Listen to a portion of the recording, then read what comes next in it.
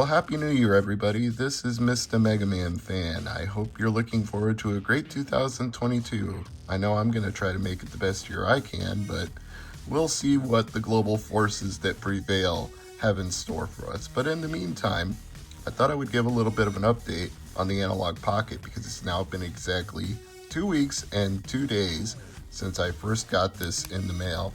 I've got some thoughts, both complimentary and less complimentary, but I want to get into each of those separately.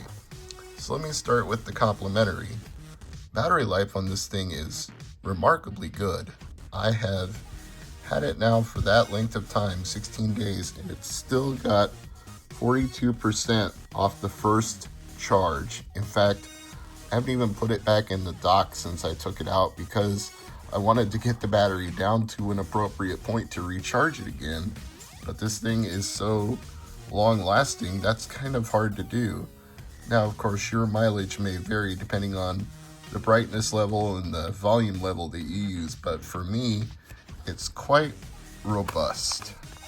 Now, I want to give an update on the Everdrive GB X7 because this has been a sore point for a lot of people regarding compatibility with the Analogue Pocket, and initially I was not having any of the problems that were described by other people of read-write errors and freezes and other complications, but since that time I have started to notice a few problems here and there. Not all the time, not every time, but from time to time I have gotten it to the point where when I go back to the menu, it seems to not want to load again. Let me show you if I can. I'll quit this game. I will select play cartridge again. And it seems like it, oh, well, this time it's cooperating. See, it's flaky. That's just sort of the problem here. Sometimes it just works without a single issue, and then sometimes when you quit out of it and go back to the menu, it will refuse to go back to the game selection screen. It will just freeze on the opening screen. It's unpredictable because I can't reproduce the error. Wouldn't you know it? It happened when I wasn't filming, and now that I am filming, I can't get it to work. Well, Crix has looked into this and said there is a read-write line that apparently is not read well by the Analogue Pocket. He said he didn't know whether this would be something he'd have to address in a revision of the cartridge or if it could be addressed in a revision of the firmware, but he did experience the issue. Now, people have asked me if the micro SD card was an issue. Well, I can't say it is because I've got a SanDisk 32 gigabyte in mine and not had any problems with it, so I can't say that alone is the fault. The fault seems to be unpredictable and driven by whether or not it can read that line properly, if it's got enough power running to whatever line it is that it needs to read to pull data from the cartridge. This happened when my friend Chris was playing Double Dragon with it when I showed it to him for Christmas. He was having trouble getting it to boot back to the menu to select a new game. Now, I have a theory about it of my own that I have even less substantiation for than Crix, because Crix actually developed the Everdrive GB X7 and I'm no developer. But I feel like some people may be having the issue because they are trying to squeeze the cartridge to access the in-game menu. And I'm going to say I don't recommend doing that for a very specific reason, because these cartridges are not secured in any way. They slide in and out very easily. And if you're pressing hard enough to squeeze for the menu, you could pull it up while you're squeezing. And that alone could cause the read-write errors that some people are experiencing. So In my view, even though that limits the functionality since you can't squeeze it to go back to the menu and quickly quit or save or load a state, maybe just accept that it's better to quit to the menu and then select a different game and just give up on having save or load states. Just accept that maybe there are some limitations, or you could try squeezing it and go back to the menu if you want. But for me, at least, when I've done that, I've had some times where the cartridge could flake out and I didn't really want to deal with that, so I just try not to use the save states that are built into the GB X7. Now, other people have said the GB X3 is completely error-free and they don't have any issues with it, but you can only find those used. I don't see, like, Stone Age Gamer, I don't think has any of the GB X3. I don't think Crix is manufacturing them anymore, although I'd have to check his own website. And I'm sure there are knockoff versions out there, but I would rather have a Crix product that's authentic. So I guess your mileage varies. But again, having trouble reproducing the very error that other people were complaining about and that I myself was experiencing. So I honestly think in some cases it just might be people squeezing the cartridge, and maybe even me myself. I know that's a handy feature that they put in there to access the save states and the menus, but maybe just don't use it because there's too much risk you're going to pull it out. Also, I do have some thoughts about the GBA core because of the fact that it's not using the full 1600 by 1440 display. I mean, it's not that it's not a crisp, clean display, because it is, but it's almost better to play GBA games when you have it docked as opposed to when it's not, because the borders don't seem as noticeable when you're playing on a big television screen, and when you're playing it this way, they are very noticeable. And this is one thing that my friend Chris pointed out when he was playing it that I hadn't even given much thought to. But let me switch to the Everdrive GB X7 for a second and show you what I mean by that, because he was complaining that the aspect ratio on the Game Boy games was wrong. And what I realized about that is that when you're using the GBA X7, it has the borders at the top and the bottom. So you're going to see that squished view, which you may or may not want. So it's, I guess the hex view really shows it to you the most clearly. But like here, let me go into an actual Game Boy game, give you a better look at what I'm talking about. Since it's emulating Game Boy through the Game Boy Advance, the full screen ratio is not there. You're going to see black borders on all sides because it's squished to the Game Boy Advance display ratio and then squished again on either side.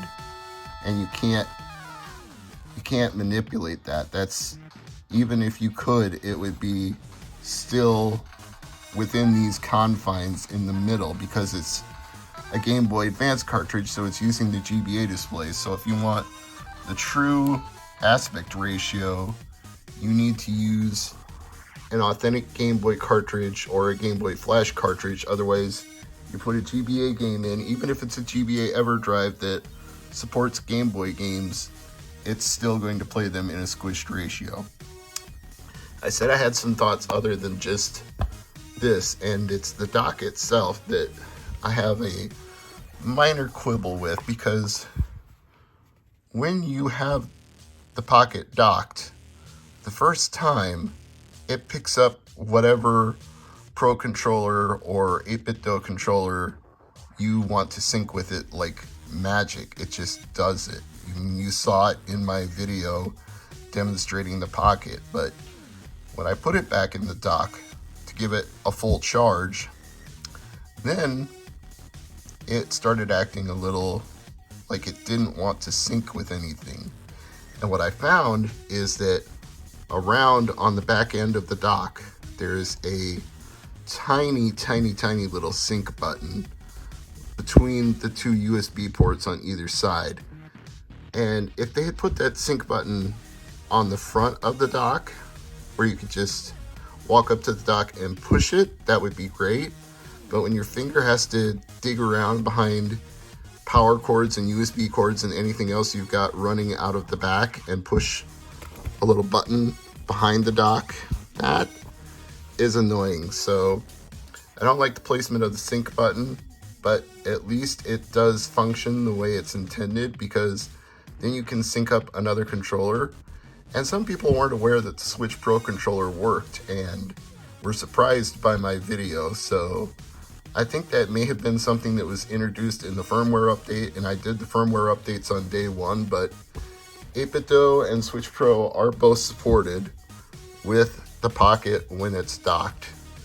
It would be nice if you could actually use them when it's undocked if you wanted a different D-pad and a different set of buttons, but it only syncs up when it is docked. That menu option is not available unless it gets opened up with a firmware update of some kind.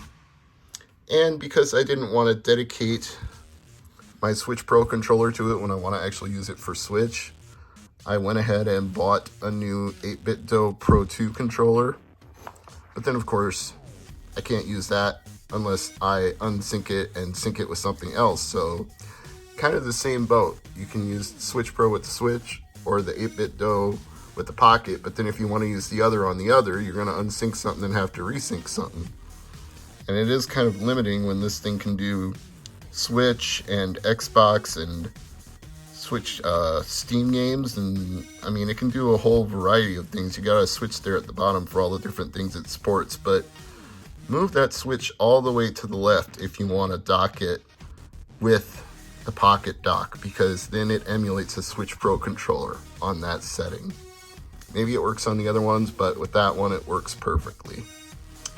And what else was I going to say? Oh yes, I would recommend a certain amount of caution if you're playing a game and you set it down, especially on a hard table or a hard surface, because I've had an issue where I was playing a Game Boy game and I set it down, probably not any harder than this on a table, and the game glitched. Again, that port on the back is not super snug, so if you got a Game Boy game in there and it just gets a little bit of a tap, that can freeze your game or glitch your game. So if you're gonna set it down in the middle of a game, use a feather touch. Just lay it down ever so softly. Maybe even pause your game or save your game first if you're gonna set it down while it's turned on, because if you just lay it down flat or drop it down real quick, you can glitch a game quite easily.